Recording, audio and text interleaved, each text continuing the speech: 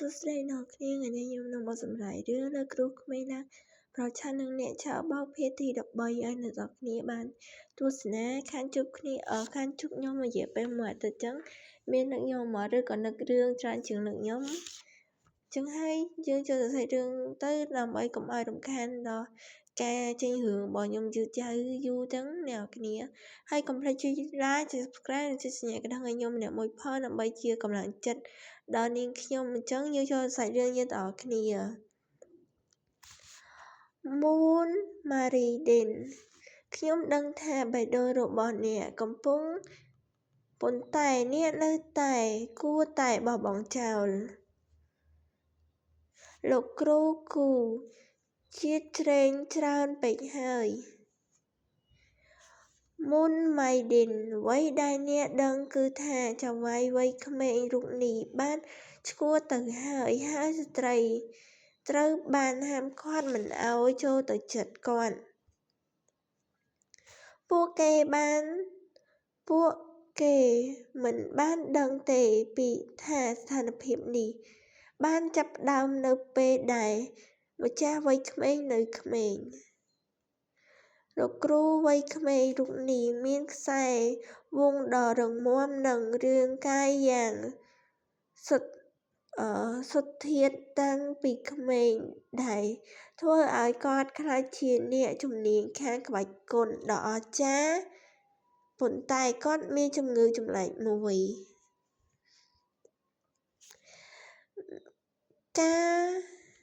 ការមិនអាចចូលទៅជិតថាមពលយីនរបស់ស្ត្រីនឹងធ្វើឲ្យចៅហ្វាយនេះវ័យក្មេងធ្លាក់ចូលទៅក្នុងស្ថានភាពនៃការចូលសណ្ឋិតរបស់អារក្សនៅពេលដែលរឿងនេះត្រូវបានបង្កឡើងថាមពលពិតរបស់ចៅហ្វាយនាយវ័យក្មេងនឹងឆ្កួតលីលាហើយគាត់នឹងស្លាប់ដោយមិនសោកស្ដាយAnderson បានព្យាយាមរាប់មិនអស់ដើម្បីធ្វើឲ្យដង្ហើមរបស់ចៅហ្វាយវ័យក្មេងស្ងប់និងធ្វើឲ្យគ្មានអ្វីហាក់ដូចជាដំណើរការនេះទេសូម្បីតែលោកតាស៊ុនក៏គ្មានទីពឹងដែរនៅពេលនិយាយអំពីជំងឺរបស់គាត់មានតែពេលនោះទេដែលម្ចាស់ជ្រលងភ្នំចាស់អាចទ្រាំទ្រនឹងការឈឺចាប់នៃការចាក់សោគាត់នៅក្នុងតំបន់ហាមឃាត់ទោះជាយ៉ាងណាក៏ដោយចៅហ្វាយជ្រលងចាស់នៅតែមានការព្រួយបារម្ភដូច្នេះគាត់បានបញ្ជូនអ្នកបម្រើស្រីទៅមើលថែឈិនស៊ឺពីចម្ងាយអ្នកបម្រើស្រីទាំងនេះបានស្លាប់ឬរងរបួសយ៉ាងធ្ងន់ធ្ងរដូច្នេះចៅហ្វាយជ្រលងភ្នំចាស់គ្មានជម្រើសអ្វីក្រៅពីបញ្ជូនបុរសដែលរឹងមាំនិងធ្ងន់ជាងទៅមើលថែចៅហ្វាយវ័យក្មេងនោះទេដូច្នេះអ្វីចៅហ្វាយវ័យក្មេងនេះនៅស្ងៀមហើយមិនដែលចូលចិត្តអ្នកណាឡើយប៉ុន្តែឈិនសួននេះមិនត្រឹមតែអាចចូលទៅជិតចៅហ្វាយនាយវ័យក្មេងប៉ុណ្ណោះទេនាងថែមទាំងចូលទៅជិតចៅហ្វាយនាយវ័យក្មេងបានទៀតផងម្យ៉ាងវិញទៀតនាងគឺជាមនុស្សពិសេសម្នាក់សម្រាប់ចៅហ្វាយនាយវ័យក្មេង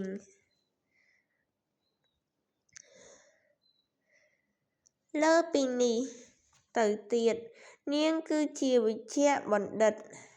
ហើយមូលហេតុដែលនាងត្រូវបានដាក់នៅក្បែរចៅហ្វាយនាយវ័យក្មេងគឺដើម្បីមើលថែតើនាងអាចព្យាបាលជំងឺចម្លែករបស់គាត់និងធ្វើឲ្យគាត់ត្រឡប់មកធម្មតាវិញបានឬអត់ចុះបើខ្ញុំមិន យល់ព្រមយល់ស្របតើមនុស្សម្នាក់ដែលគ្មានអត្តសញ្ញាណអាចត្រូវបានដាក់នៅក្បែរចៅហ្វាយក្មេងនោះដោយរបៀបណា នាងទំនង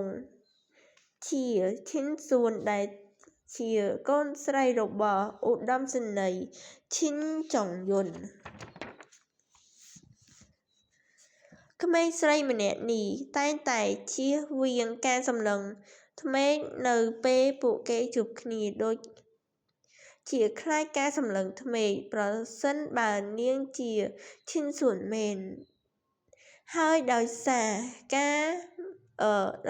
រមានពាក្យចចាមអារាមនាងមានរាងកាយដ៏ទាក់ទាញប្រហែលជាយើងគួរតែសាកល្បងមើល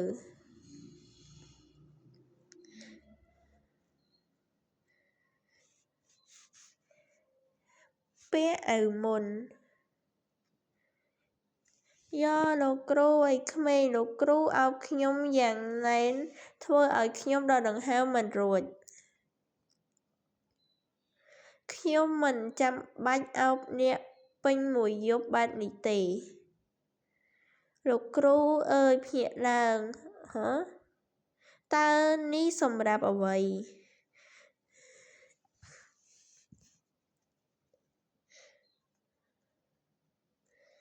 យំសោកខ្ញុំបានញ៉ាំទៅហ៊ូអស់ហើយអ៊ុយសត្រូវខ្លាំងហើយខ្ញុំខ្សោយការងារទី3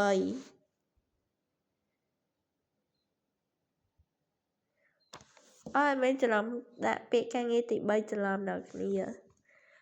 វាខុសហើយក្នុងការប្រព្រឹត្តចំពោះក្មេងស្រីដោយមិនគិតពីផលពីប្រយោជន៍ផ្ទាល់ខ្លួនបែបនេះបងស្រីអ្នកគ្នាមើលមុខទៅណាតួឯប្រុសយើងស្អាតណាស់អ្នកគ្នាមើលទៅណាមុខតួឯប្រុសយើងឡើងស្អាតអូខេតើយើងចូលសាច់រឿងទីកុំខ្វល់តើការបង្វែងផ្លូវបានធ្វើឲ្យខួរក្បាលរបស់គាត់ឬនេះជាអាថ៌កំបាំងដ៏ធំបំផុតនៃជ្រលងភ្នំខ្មោចរបស់យើងលោកគ្រូគូដោយសារអ្នកវិជ្ជាបណ្ឌិតអ្នកប្រាកដជាបានកត់សម្គាល់ឃើញថាម្ចាស់វ័យក្មេងរបស់យើងកំពុងមានជំងឺចម្លែកមួយសាលាឃីឃូរបស់យើងបានបង្កើតសត្រូវជាច្រើននៅក្នុងពិភពក្បាច់គុណស្ត្រីវៃឆ្លាតដូចអ្នកប្រាកដជាដឹងពីអ្វីដែលត្រូវនិយាយនិងអ្វីដែលមិនត្រូវនិយាយខ្ញុំយល់ហើយខ្ញុំមិនចង់ដឹងពីអាថ៌កំបាំងរបស់អ្នកទេ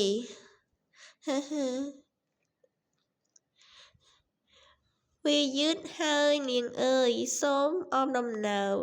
លោកម្ចាស់ឲ្យសម្រាកមុនលោកគ្រូវ័យក្មេងឃូចាកចេញមុន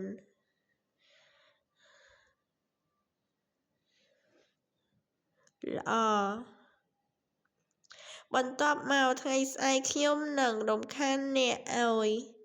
ទៅហាងលក់ថ្នាំហើយប្រាប់ខ្ញុំបន្ថែមអំពីជំងឺចម្លែករបស់ចៅហ្វាយវ័យក្មេងអូល្អហើយរឿងរបស់យើងក៏បានបញ្ចប់នៅត្រង់ភាគប៉ុណ្នេះជួបគ្នានៅវីដេអូក្រោយនៅពេលដែលadminបញ្ចូលសលេងនៅក្រោយadminលើកនេះadminឈឺទៅព្យាយាមធ្វើណាមួយមានadminនិយាយពាក្យខុសខ្លះលើគ្នានិយាយពាក្យលើខ្លះទៅវានេះឯងណាមួយadminឈឺកadminអត់សូវស្រួលខ្លួនមូលហេតុធំបំផុតហ្នឹងគឺរៀននិងឈឺនៅគ្នាវីដេអូហ្នឹងមានតែប៉ុណ្្នឹងទេជួបគ្នានៅភាគទី14នៅរយៈ2-3ថ្ងៃទៀតអ្នកគ្នា Goodbye